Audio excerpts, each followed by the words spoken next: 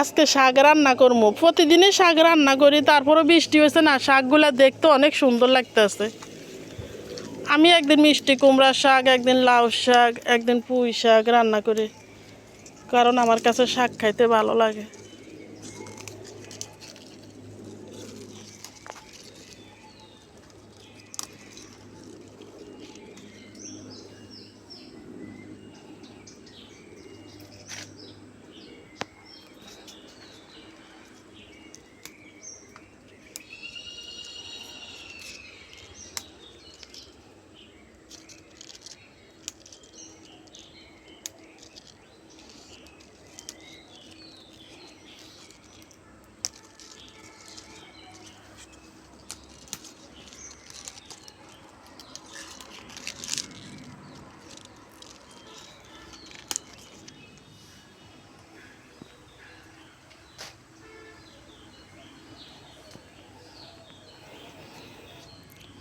পাতা বেশি হইলে গাছে বৃষ্টিতে পাতাগুলা ডালগুলা নিচে পড়া যায়।